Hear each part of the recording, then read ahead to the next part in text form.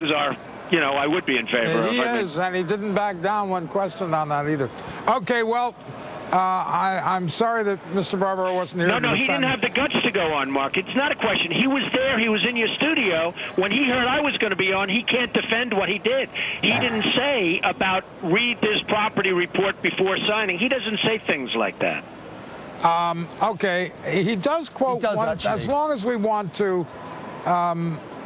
Mark, he should be defending. Hey, Mark, he should be defending himself. Let me touch on this. Mark, he should be defending himself. I agree. You should not be defending him. I agree. He doesn't have the guts to go on because he can't defend himself. And the New York Times should be ashamed of themselves, and they ought to look into their poor finances, because I don't think the New York Times will be around too long the way they're going. There is one, and I'll grant you it is one small sentence out of this whole thing, where the Trump International Hotel and Tower, Fort Lauderdale, a property this was a licensing deal.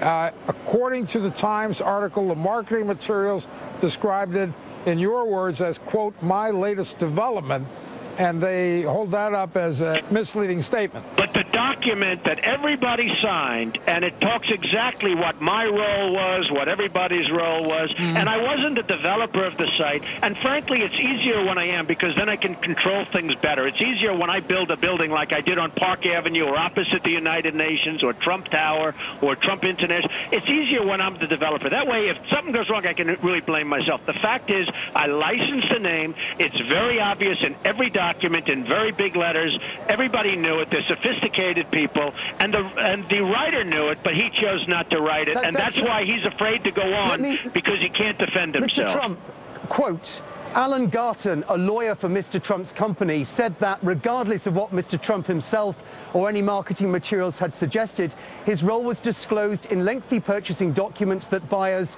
should have carefully scrutinized. Okay, fine. But in an interview, Mr. And therefore there's no story. That without a lawyer reviewing these documents, quote, it can be difficult, unquote. He never said that, and he wrote an email. He wrote an email yesterday saying he never said that. He never made that statement, and he wrote an email. And if you look, it was changed in the following and the online paper from the original paper. He changed it because Mr. Garton didn't say that. I get your point. As a lawyer, I get your point, and you're certainly correct about the disclosure document. You must read it, etc. But would you not agree that if the marketing material calls it your latest development, isn't that misleading? No, because the thing that you're signing in big letters states exactly what. A marketing is just a very short few sentences with pictures, mostly pictures. You've got to read a contract, especially when you have in big letters where it says read this report before signing anything. Well, why do they pay you to have your name then? They pay me because we do a great job, but that is the market collapse. Perhaps, I don't know who I'm talking to here, but perhaps... That's Simon. Who is that? Simon is with me today. Okay, Simon hello, Hobbs. Simon, whoever you are, Simon. Simon, the market collapse, you may not have heard about that. So thousands of buildings all over the United States had difficulties, so you probably heard about that somewhere along the line. That's what happened, Simon. Should they get their money back? They've gotten a lot of their money back. And you know the interesting thing, most interesting thing, had the job finished and they all closed and everybody would have been happy and the developer would have walked away with a lot of money and everything else, right?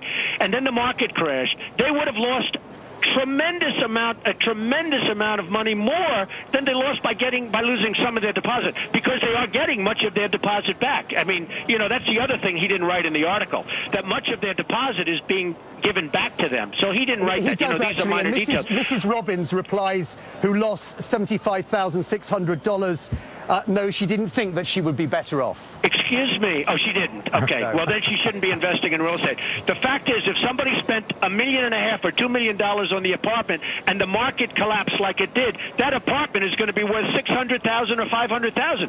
So they would have lost $1.5 million.